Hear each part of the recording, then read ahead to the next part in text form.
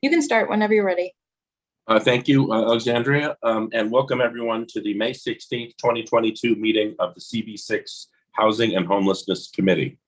My name is Rich Mintz, and I'm the chair of the committee. This meeting is called to order at 6:34 p.m. And tonight we are joined by Community Associate Alexandra Crawford. Members of the public, you can raise any questions or comments that you have through the Q&A feature of Zoom. If there is time following the committee discussion, we will field questions from the public.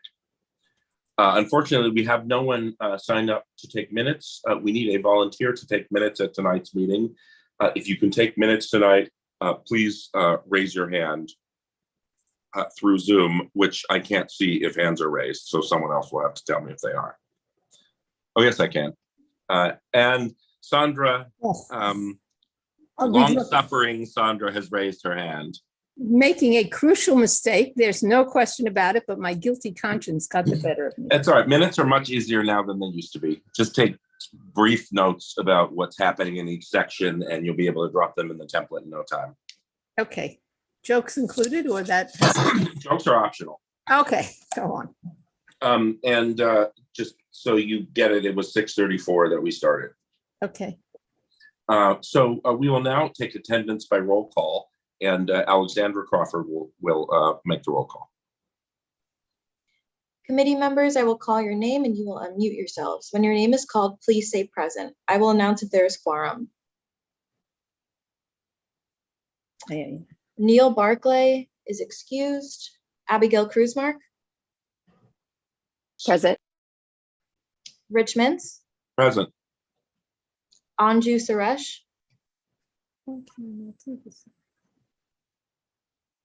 Sandra Leftoff. Here. Maura Wong. I know that Maura's going to come a little bit late. Eric Goldberg. Present. And Michael Devereaux. Okay. Yeah, we don't have a quorum right now, but as you said, Yeah.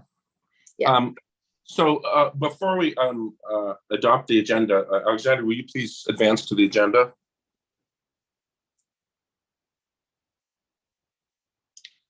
So the agenda has 5 items, 2 resolutions, a brief discussion of the budget requests, and then chair's report and old new business. I would like to propose that we switch the order of item 2 and item 1. And the reason for this is that Maura Wong, who will be coming late, is already familiar with the resolution in item 2, and so won't need to be here for the discussion. Is there any objection to that? Would you please raise your hand through Zoom? Okay, then we will consider that revised agenda adopted. The minutes from the January 18th and April 18th meetings were distributed ahead of time by the board office. If there is no objection, we will adopt the minutes as drafted. Members of the committee, if you object to adopting the minutes, you may raise your hand through Zoom. Seeing no objections, the minutes from the January 18th and April 18th meetings are adopted and will soon be available on the CB6 website. In order to conduct an efficient meeting, let's observe a few ground rules. Number 1, no one may speak until granted the floor. Number 2, committee members, if you have a question about committee business or wish to make a motion, please raise your hand through Zoom. Number 3, the chat function should not be used for committee business or questions about agenda topics. All such remarks should be made on the record by raising your hand through Zoom.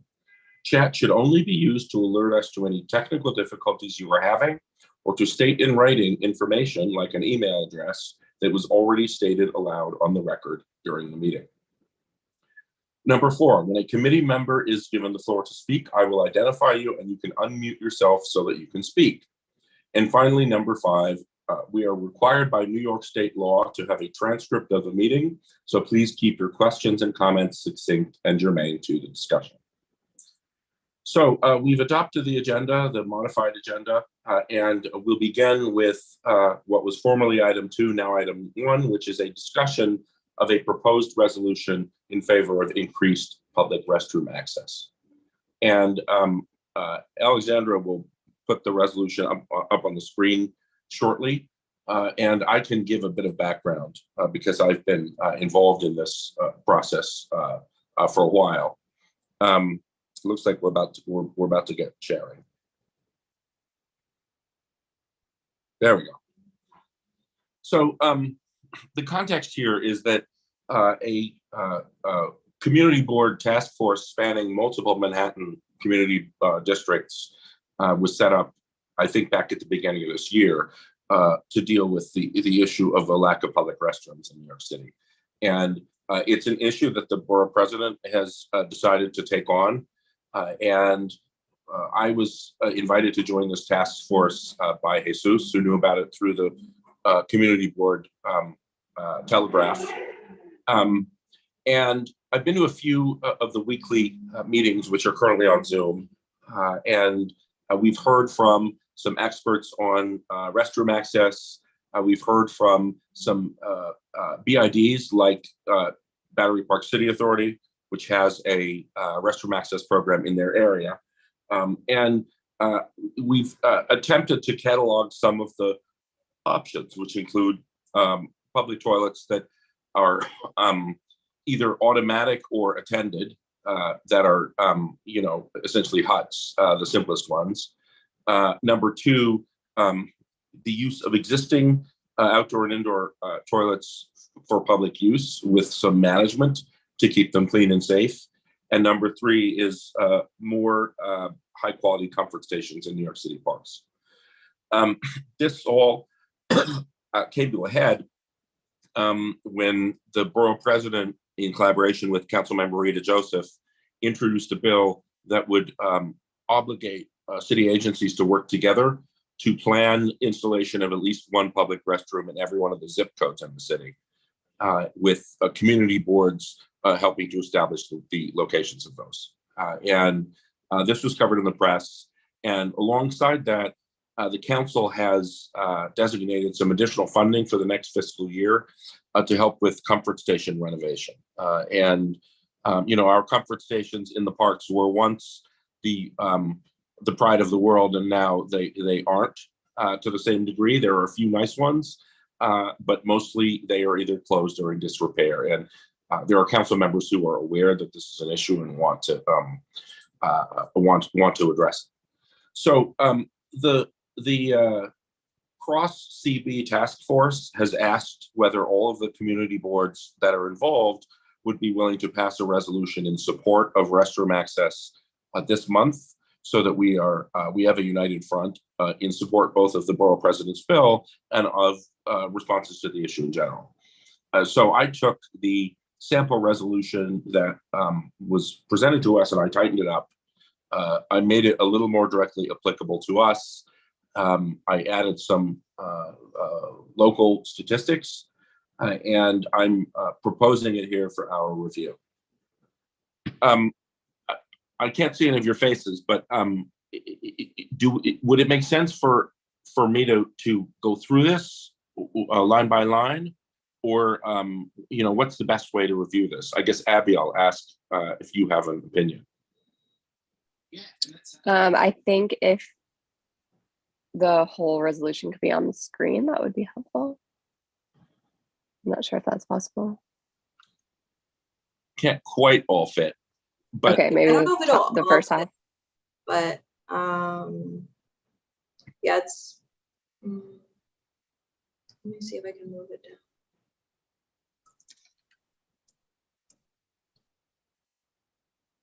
Yeah. Do you want to just show like the first half and then we can move it in a little bit? Okay, that's a little small. Yeah.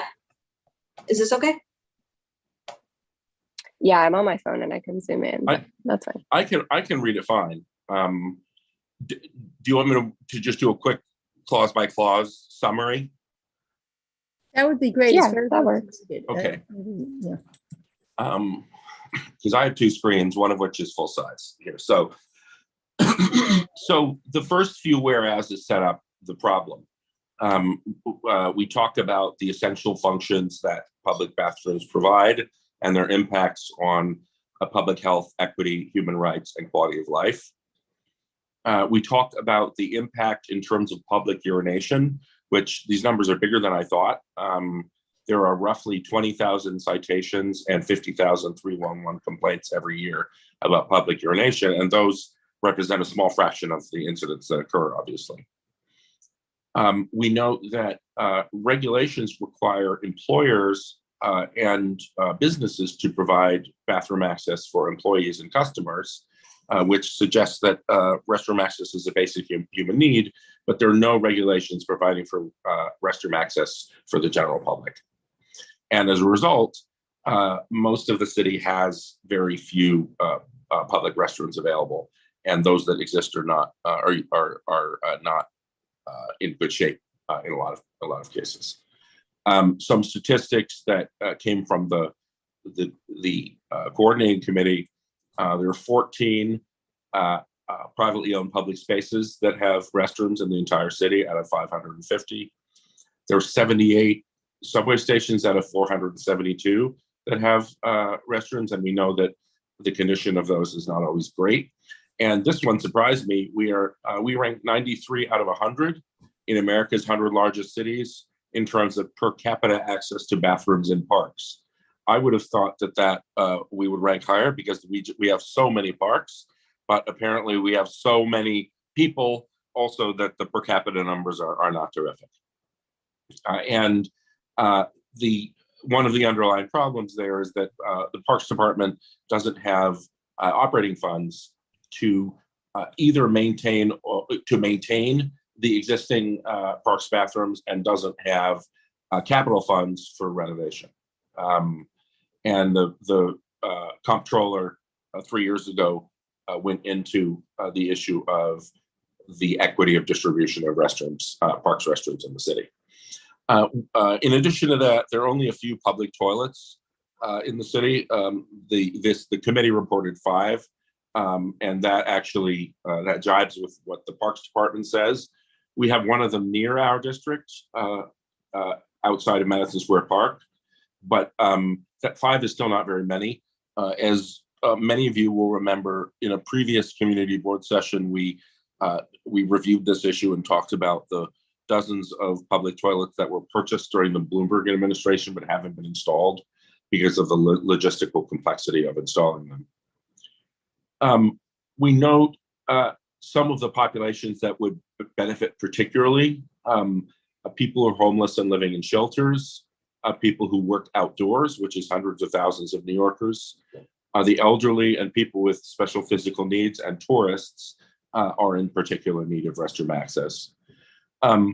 And then we know one of the issues that we've talked about extensively in the committee is that it is possible to mitigate concerns about quality of life, impact, cleanliness, safety by staffing restrooms properly to make sure that they are kept in good shape, that they are clean, and that they retain a sense of safety for all of the population. And then we go into a discussion of the legislation that came from the council member and the borough president. And as I said earlier, it's to plan for installation of one public toilet per zip code. It doesn't actually fund the installation itself, so nothing magical will happen, but at least it puts us on a path forward. And the legislation explicitly requires that community boards be involved in the siting of those, in the locating of them. And so, excuse me, what the resolution calls for is that legislation be approved, B, that some actual staffed and maintained public bathrooms do be installed in Community District 6, and we are proposing that the first one go within walking distance of the 30th Street Men's Shelter to alleviate, both to serve the people at the men's shelter in Bellevue who are outdoors during the day, and to alleviate some of the community concerns about quality of life issues in that part of the city, where which I think is bearing more than its share of the weight of the current homelessness response in Community District 6.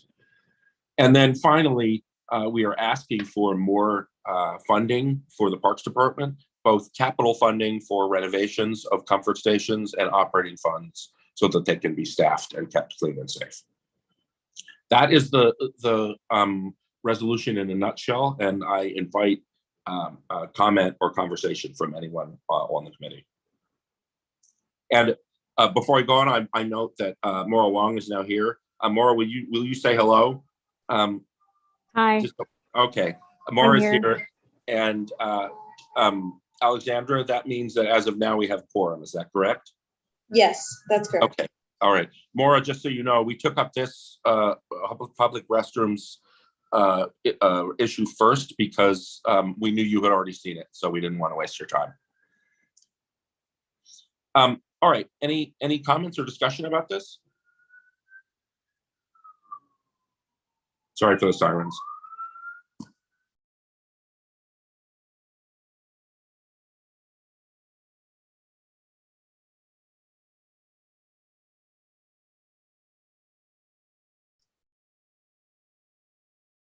I'm in support of it, Rich, as you know, and hope Yes. that the committee will pass the resolution. And just so the committee knows, Maura reviewed it in advance,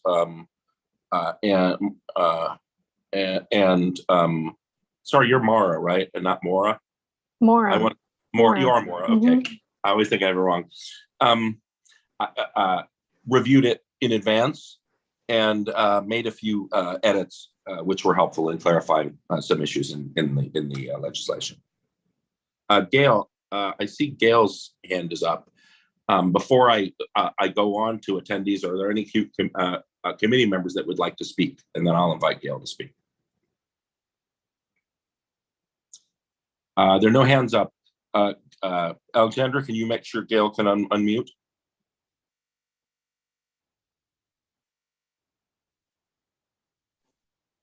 You can unmute yourself. I did. Can you hear me? Yeah, we hear you now. Okay. Now, my question, which I wrote in, don't the shelters have bathrooms for their residents? Why do they have to go into the hospital if they need to use a bathroom? Well, the shelters do have bathrooms, but many of them are not accessible to the occupants during the day, and consequently, pardon me? Well, they should be, shouldn't they? That's a good idea, actually. Because then they wouldn't be using the streets. That's a good idea, but in addition to that, people don't necessarily congregate right outside. They disperse throughout the neighborhood. But yeah, if that's they need to use the bathroom, they're just wandering. They could go back like you do, go back to your office Like- if you need to use the bathroom usually. that is actually a good idea. And It is, because you put those public bathrooms right next to the shelter. I can't imagine what they're going to be. well, I don't think they would put one right next to it, but just in that part of the city. Yeah. But yeah, that is a good idea. Thank you. I will make a note of that, and I'm gonna have a conversation with DHS in the next week or so, and I'll put that on the list. Yeah, you. because, okay. And Abby, I see your hand is up. Yeah, I think I'm in support of the resolution. I think in particular, when it mentions Bellevue Park and in that area of the district, I'm glad that you had noted, a fully staffed bathroom. I think that's important for making sure that, it retains its original purpose and, other people feel safe using the restroom, even though, that site might be particularly helpful for people who are homeless, people who are congregating in the park. Yeah. What else was I going to say? I mean, one of the things that came up in the committee meetings is that staffing is really the best way of ensuring cleanliness and safety.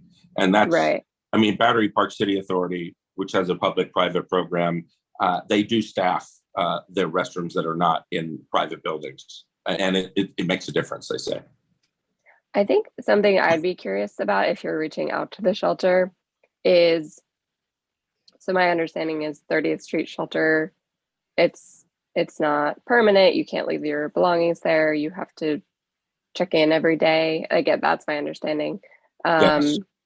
But I think I would be curious to know if how you check in, right? If it's a lottery system, if it's you wait in line, like what does that look like? What's the process between saying I need a bed and getting to a place with a bathroom? Because I wonder if there are people waiting in any sort of line or waiting for paperwork processing, if they do have access to a bathroom at that point. That's a very good question. I mean, I have a sort of general sense in my mind about how that process works, but it occurs to me that I don't actually know if it's accurate.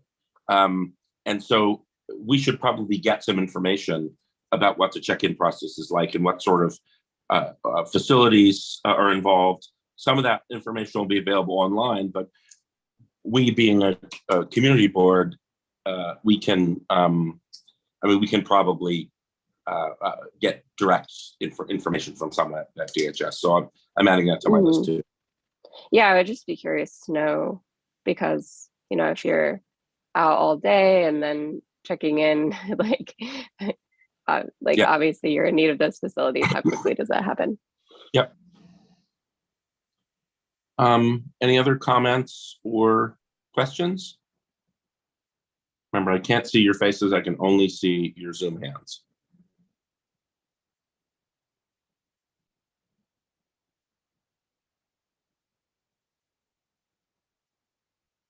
Is there a motion anyone would like to make if we have no further discussion?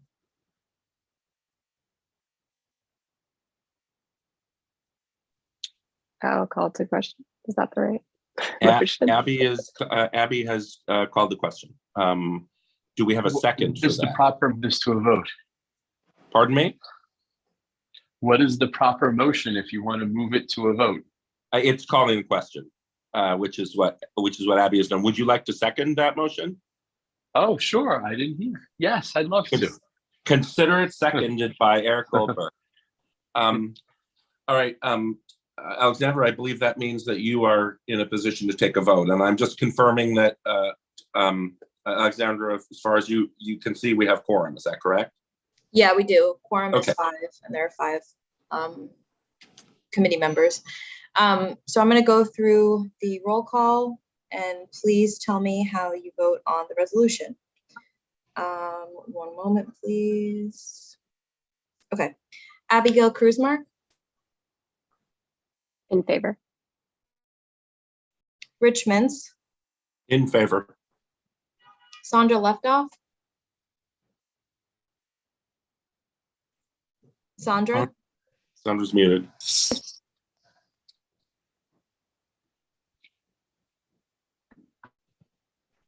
I'll come back to Sandra. Okay.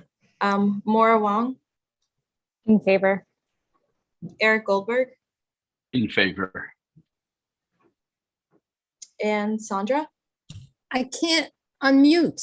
No, you're on mute now. Okay, You're I unmuted just, now. yeah, there's something wrong with my connection and I keep losing it. Half the time it shuts off. So, and then when I try and unmute, which I did, then I lose the whole screen. Just to let you know, I'm losing half the meeting. I'm sorry.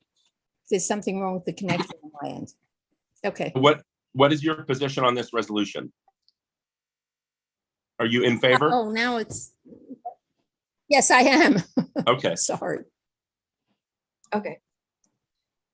So with that, the votes are 5 in favor, 0 opposed, 0 abstain, and 0 abstain for cause.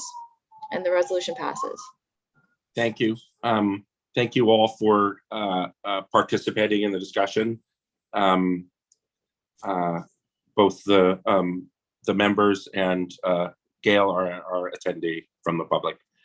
And I've made my 2 notes about things to follow up with DHS. So, Sandra, yes. Yeah. Is there where is there a list of where the public bathrooms are? Does that exist? Of the five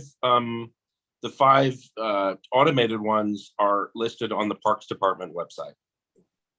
And that's it. Okay. And that's it. And I don't think there is a comprehensive list of the comfort stations in parks that exists. I think, although I think they're noted on the individual park pages, whether they have them.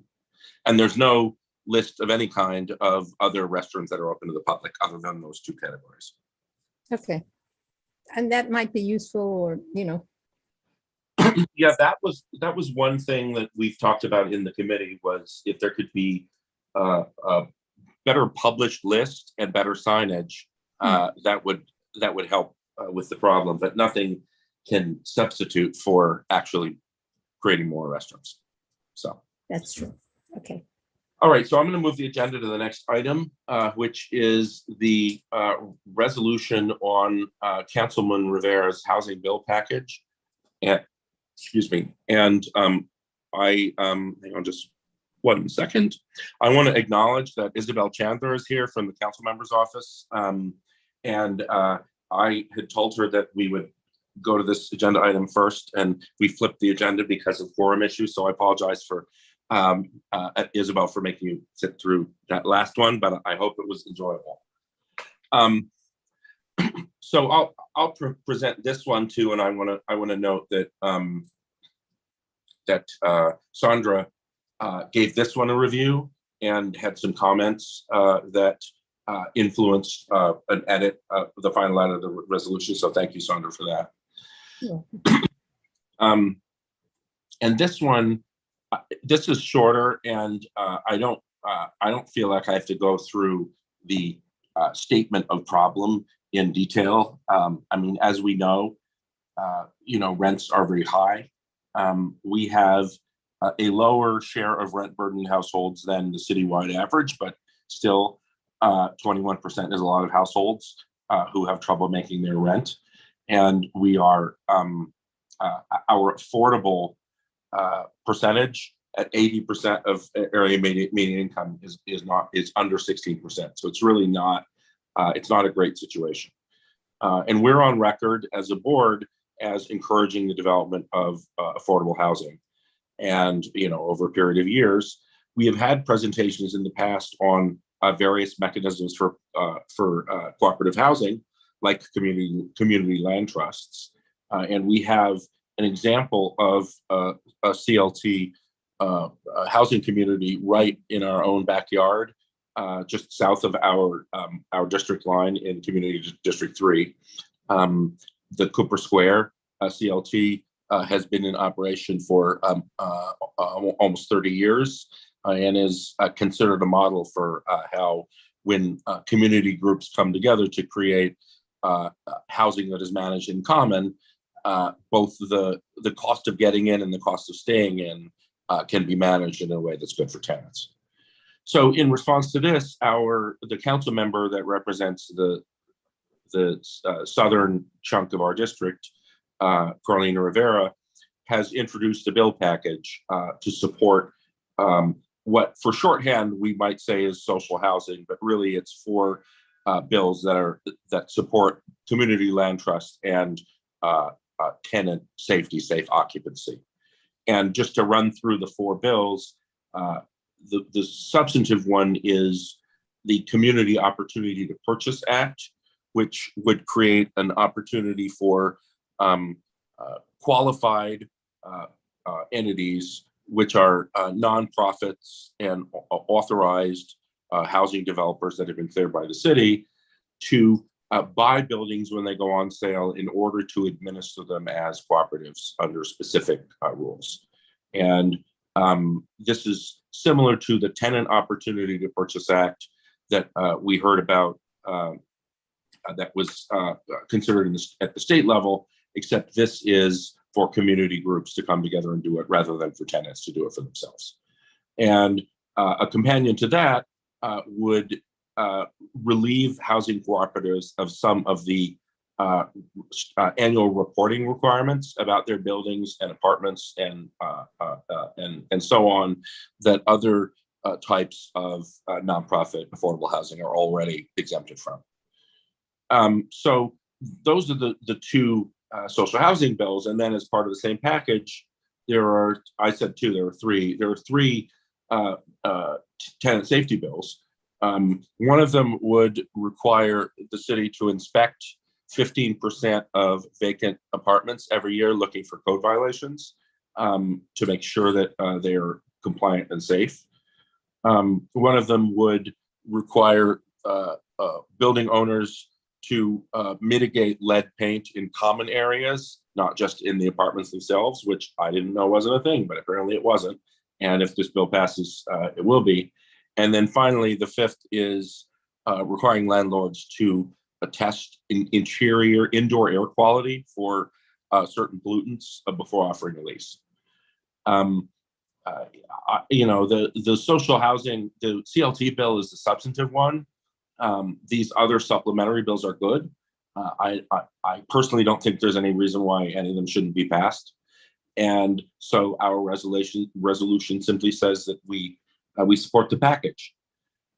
Before inviting members of the board, the committee to speak, I would like to know if there's anything Isabel from Councilmember Rivera's office would like to add. And if she can't, it looks like she's been promoted. So Isabel, you should be able to unmute if you want. Thank you so much for the opportunity to speak. My name is Isabel Chandler. I'm Councilmember Carlina Rivera's Legislative Director. I know you typically hear from Katie Loeb, my colleague, but I'm really so excited to hear your feedback about these bills. I think, as Rich mentioned, there are two bills that really address our CLTs, and were developed really in close kind of collaboration with Cooper Square on what we really need to do as a city to support our CLTs. And then the other bills really see tenant safety and health as a really, really fundamental part of the city's obligation to New Yorkers. So like you said, Rich, I mean, to not even have common spaces included is a little unthinkable. COPA is certainly, I think, one of the more wonkier bills. So I'm happy to answer any questions if anyone has any, but just thank you so much. And I really admire all of your commitment to thinking about New Yorkers who are rent burdened. And, this is kind of near and dear to the council members' heart, this issue. So thank you so much. Thank you. Are there, sorry, are there any members of the committee who would like to speak or discuss? Abby, I see your Zoom hand is up. And then after you, Sandra. Yeah, I'm just curious about the last one about testing of indoor air quality. Does the bill specify a method, or I feel like someone in full board is going to ask, so I want to be prepared. Isabel, if you don't have the answer at your fingertips, I'm going to look at the bill right now. Great. Rich has the bill text, but it basically memorializes a list of interior air pollutants. Nothing too radical, but like mold and lead dust and other things. And it serves as a baseline test so that if there are issues while you're on the lease, you have that test as a frame of reference. Right now, we've heard from so many constituents, and I mean, beyond District 2, people who really struggle with documenting and working with their landlord when there are interior air pollutants. So this would really, it would benefit a landlord as well to ensure that on the record that the apartment is safe. And how does to clarify, the HPD would be, it is HPD, I assume, it doesn't say here. Would be required to come up with a list before January 1st. And the legislation specifically says, including but not limited to asbestos, biological pollutants, carbon monoxide, formaldehyde, lead, nitrogen dioxide, pesticides, radon, respirable particles, secondhand smoke, and volatile organic compounds. And so they have to come up with a list and a threshold level, and then that is what's used to measure interior air quality once the requirement goes into effect on January 1st. I guess functionally, my question was like, how did they do that? How do they test for those things?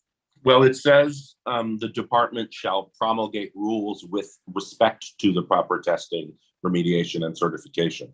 So we're looks like we're pushing it off to HPD to figure out how to do it. We're asking, HPD to set up a system for the testing and for the thresholds, as Rich mentioned.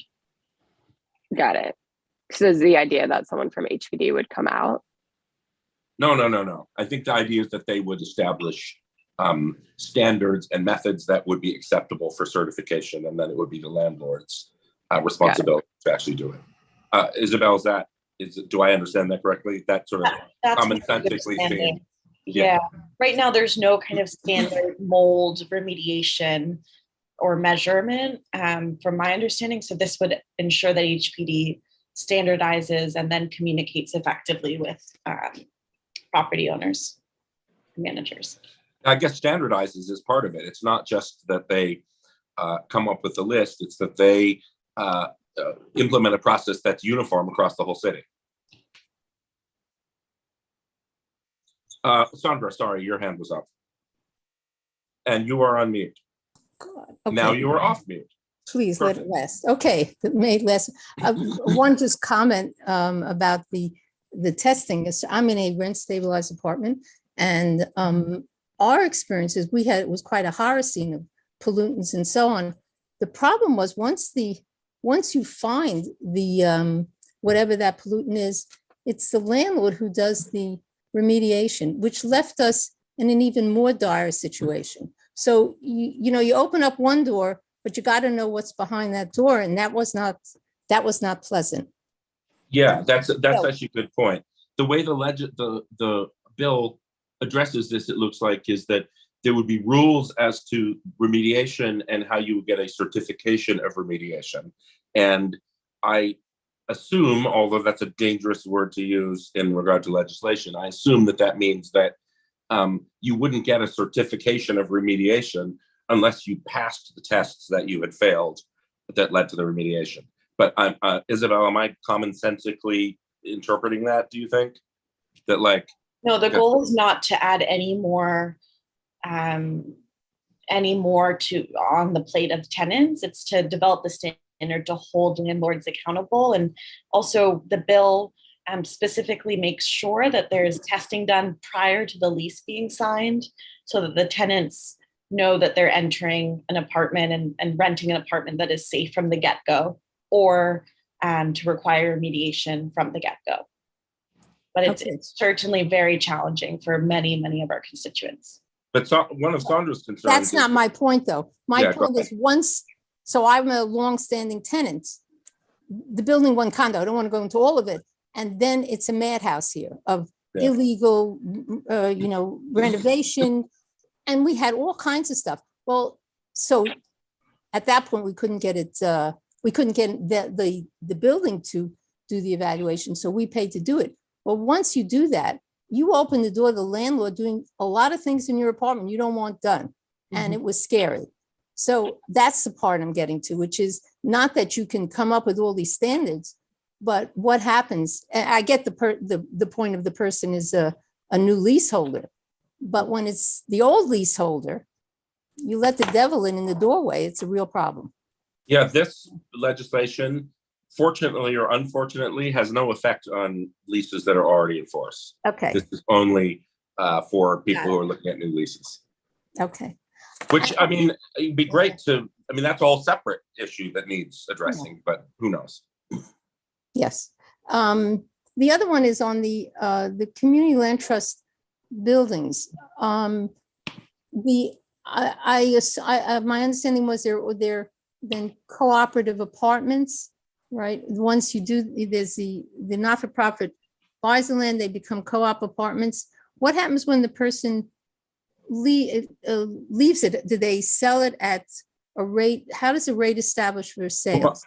Most of these are CLT apartments. A lot of them are rented. So, I mean, you have the analogous question of how does the apartment get passed down to Okay. members of your family?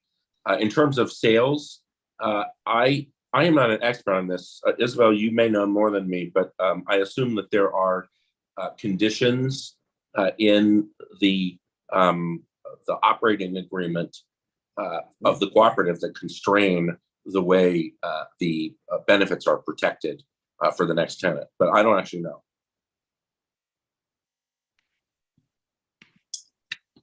This is for the Community Opportunity to Purchase Act. Yeah, I mean, the question is, what happens if I die, and I am a renter, or and I assume that most of these are rented apartments and not owned cooperatives, right? The CLT model. Right, but this is for any residential building Okay. with a certain number of units and above, including But- CLT. But wait. Oh, hang on. So just to make sure that I'm not confusing things, this would permit any building that went on the market to be purchased in order to be operated as a cooperative. So that's when it's first being converted into CLT housing. Then later on, it's a CLT and you live in the CLT, and then you die. How does the apartment get passed down to your kids? How does or does it? You know, what happens? And what I was saying is that I assume there are rules in the organizing documents of the cooperatives that establish that, but you may, Isabel, know more about what happens in that situation. As it relates to COPA, I think it would be probably dependent on each CLT's agreement, but I can follow up on the specifics of that, if that's helpful. It would be nice to know before full board if this resolution passes. Definitely. Yeah, I have another question. I actually did think that they were cooperatives. I was reading the Cooper Square to try and get some better background on it. And I had understood it as the land was owned by, I guess, the not-for-profit. But then the rest was cooperative. But you're saying, no, in fact, they're renting. They're actually renters, right? They're not owners. Then where's the cooperative? Where does the sense of the cooperative? That's an affordable housing. What makes this different from other kinds of affordable housing? Well, what we heard something about this, I think 2 years ago in this committee. We had a presentation on the history of CLTs in New York, and Cooper Square came up. And I think the cooperative model is that essentially the building is operated in such a way as to not turn a profit, to make its operating expenses either directly or through other activities such that its operations are covered, but there's no profit being pulled out of the building.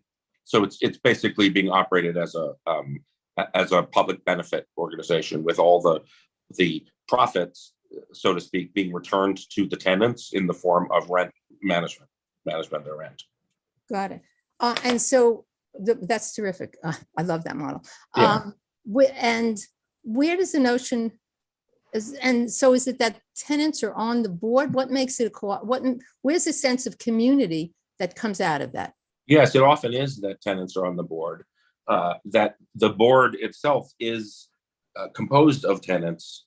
And so that collective makes decisions for the whole development or building about how common areas will be managed and how shared services will be provided, similar to in the board of a cooperative, an owned cooperative apartment building that more financially secure people might be part of in New York City. Interesting. Okay, and they're voted in. Is that how? Well, the idea, I think, is mutual housing association. So I don't know how they come to be organized, but my understanding is that once they are organized, there are procedures to have the tenant representatives operate that association. Okay, thanks. Does anyone else have more? Eric, I saw your hand was up. I don't know if you have more to say about this or something else. No, that's all right. My question is no longer relevant. Thank Okay. you.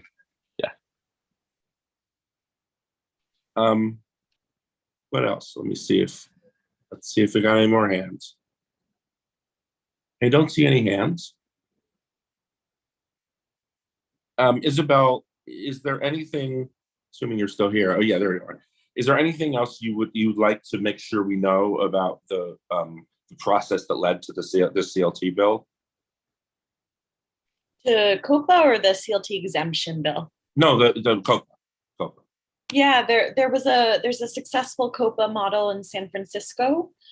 So our bill borrows a lot from there, and we've worked really closely with New Economy Project, Cooper Square, CLTs from across the city to develop the legislation. And it was introduced last session, but we've reintroduced it this session with a few tweaks, really ensuring that there's going to be a commitment to permanent affordable housing for low-income New Yorkers. So we think really that it doesn't guarantee the purchase, but it offers nonprofit developers the opportunity to gather funds and make a bid, which is, can make a really big difference when you're competing with really large-scale private developers. So do we know? Go ahead. Do we know whether HPD has a position on the bill, or anyone in the sort of executive side of housing and city government?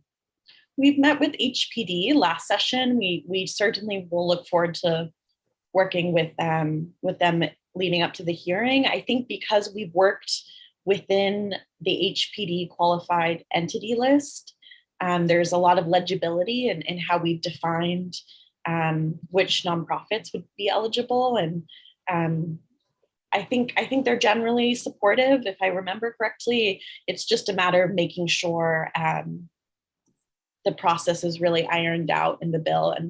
And so we'll make sure that is, considered So, hearing. If I understand you correctly, you're saying that the entities that would be eligible to purchase buildings and convert them to community land trust buildings are on an established list of vetted entities by HPD, and the criteria for getting on that list are transparent. Correct. So we know why companies qualify, organizations qualify. Most of them are nonprofit.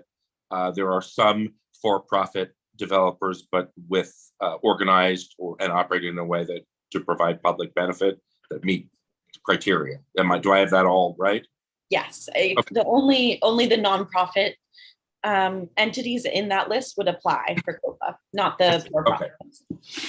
Okay. So no shady dark money entity could come in. These are nonprofits that are known to the city, and their operations are transparent. Yeah, I certainly hope not. No, it's all very vetted through HPD. Okay, very good. Any other comments? I don't see any hands. Would anyone like to make a motion, call the question, anything?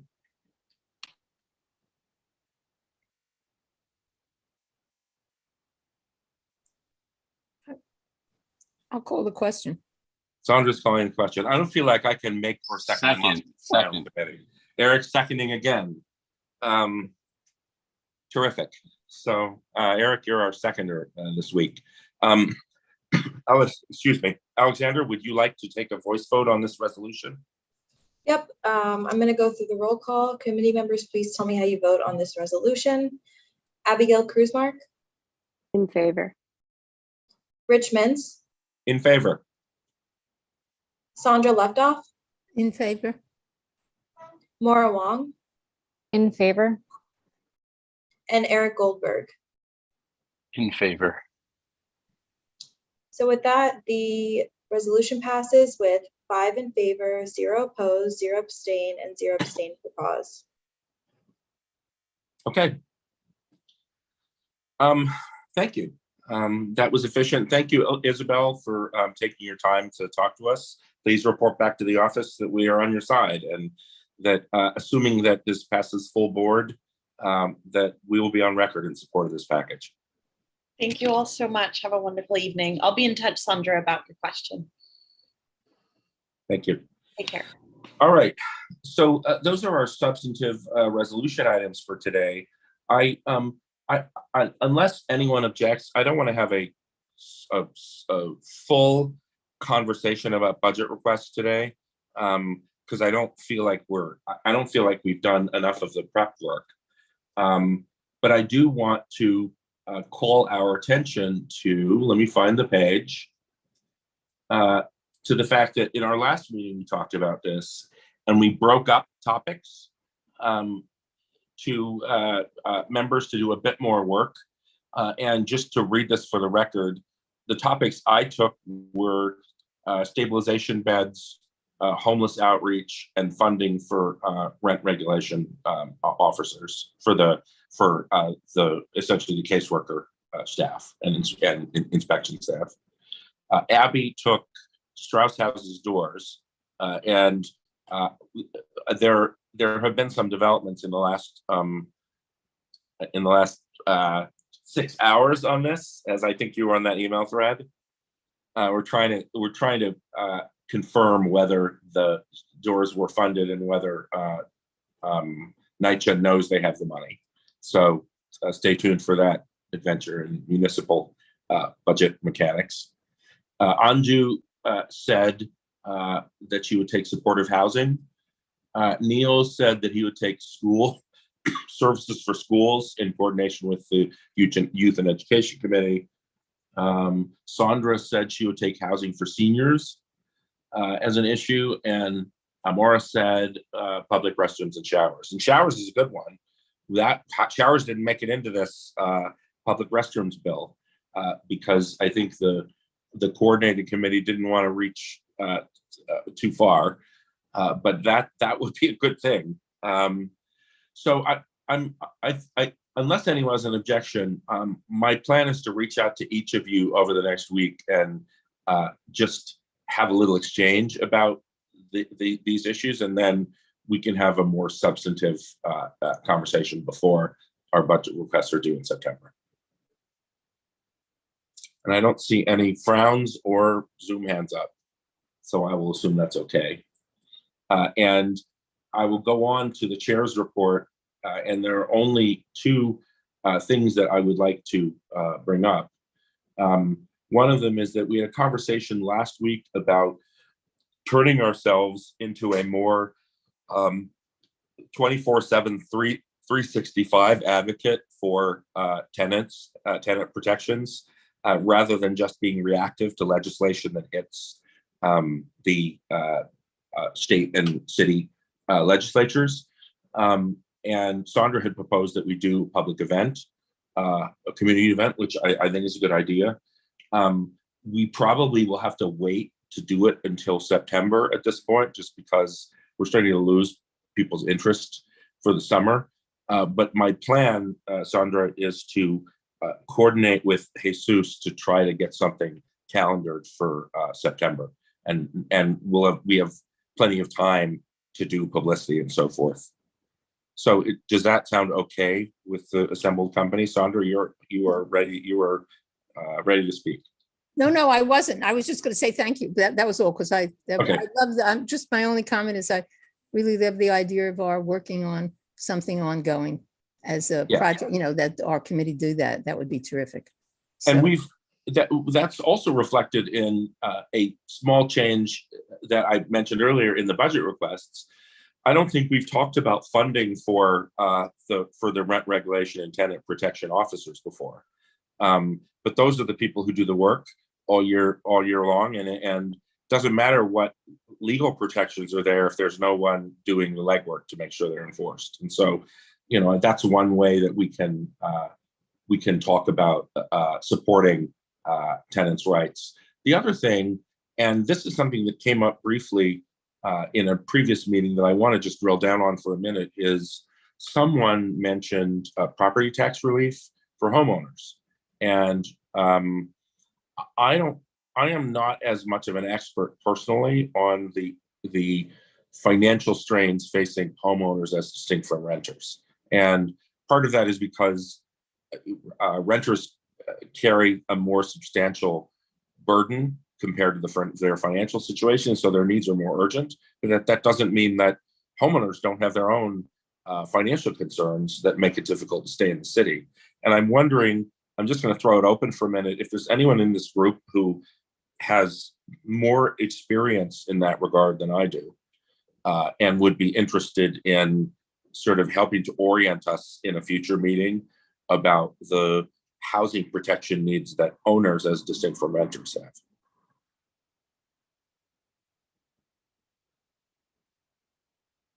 If not, I can do some research. Oh, Abby, your hand is up. Your Zoom hand.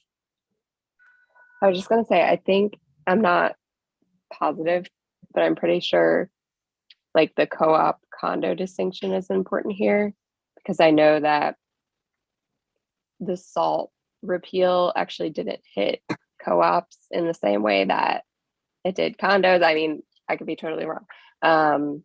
Happy to like look into it a little more, but I think there is like a lot of nuance here. It's not just, no, you have a mortgage, it gets, you're in one category.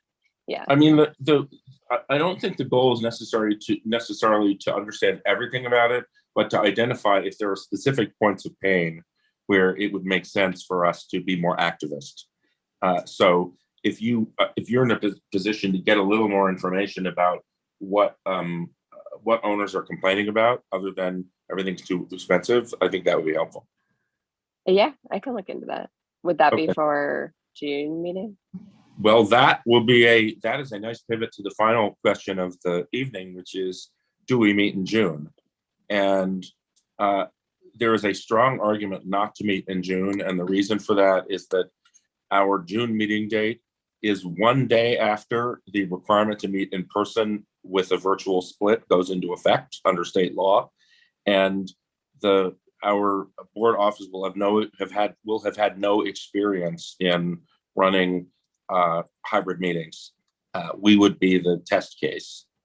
And Jesus, I spoke to him about it today. He said, if you have no business that is pressing, he, in his personal capacity, says he wouldn't object to our canceling the June meeting and just letting things ride. But I wanted to get the sense of this committee as to whether anyone here feels it's important that we meet in June to deal with any particular business.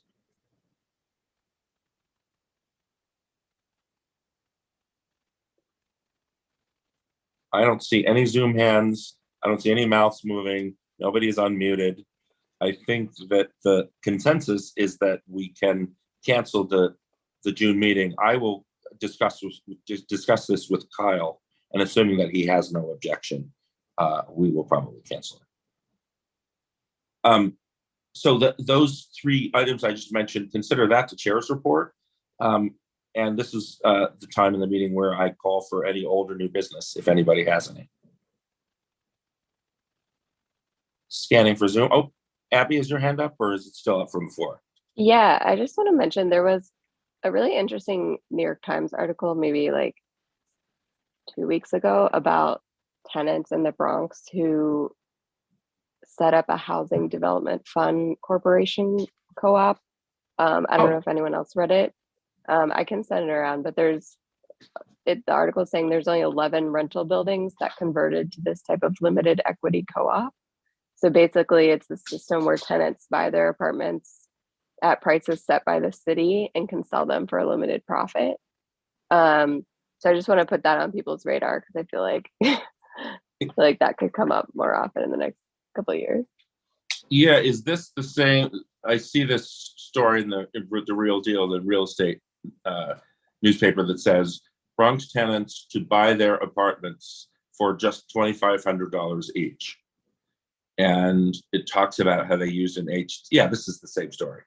This is actually really interesting, and I would love to have you circulate it. Yeah, for sure. Maybe we get some more people who can. Yeah, it says 11. Oh yeah, this is just a rewrite of the Times story. So yeah, the date of the story is May 6th, 2022. A landlord underestimated his tenants. Now they could own the building. Oh, all right. Okay, thank you for that. Anything else? Is there a motion from the floor to adjourn the meeting? I have a motion to adjourn. Maura, thank you Second. for that. If there's no objection, and it looks like there is no objection, I will adjourn the meeting at 7:34 p.m. Thank you, everyone, for very